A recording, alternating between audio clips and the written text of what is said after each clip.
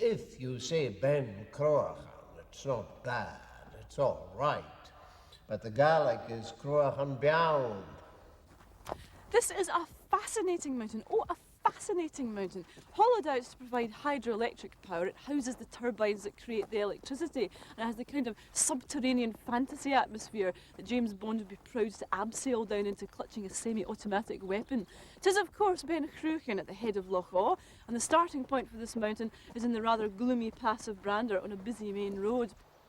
You can always walk up the road that gives power workers vehicular access to the dam, but it's not as scenic as this route. Coming up direct from the visitors centre takes you through a Tolkien-esque little path through a forest of oak, birch and hazel, and you also get this fantastic view of Loch Awe behind me.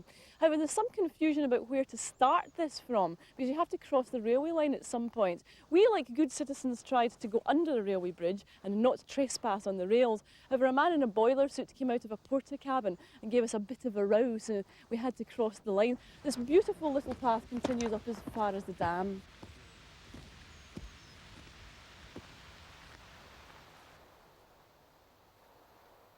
It's at 1,300 feet you emerge from the woods to your first sight of the magnificent dam. It was built in 1965, and right beneath my feet, below this ground, is a subterranean cavern 300 foot long that could house a 7-storey building. The power of it all is awesome.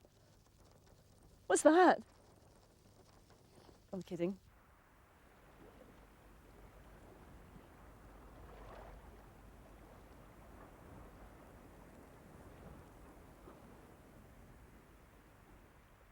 Terrifying up close. I wish I hadn't seen Superman. But the echo is astonishing. Listen to this. Hello there. Hello there. Amazing. There's no locked gates in the dam, and Scottish Power don't seem to mind walkers crossing it to get to the mountain.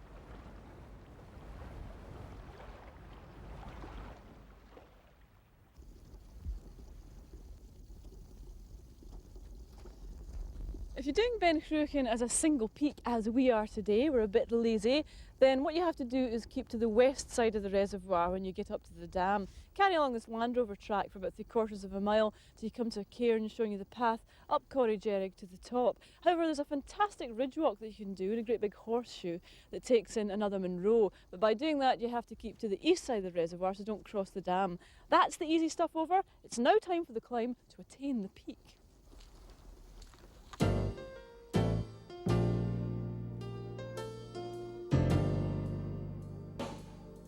The problem with ascending Ben Cruachan this way is that the route is very enclosed, meaning you'll have to wait until the top to enjoy any real panoramas. But then that might be what you're after, getting your head down in the hard part of the climb, only to be rewarded with all the views at the summit.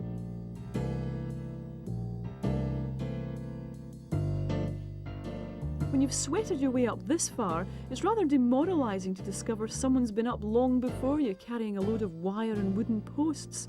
Who puts up these astonishing fences?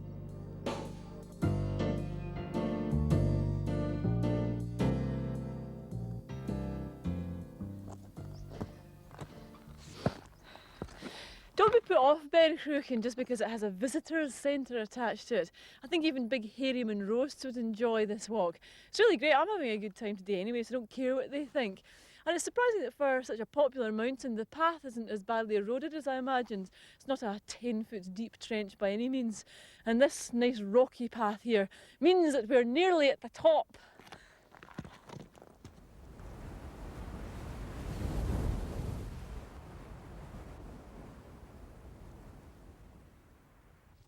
Ta-da! 3 hours and we're at the top of Ben Cruachan, 3,689 feet. The translation of Ben Cruachan is either Stacky Hill or Haunch of Peaks. Take your choice there.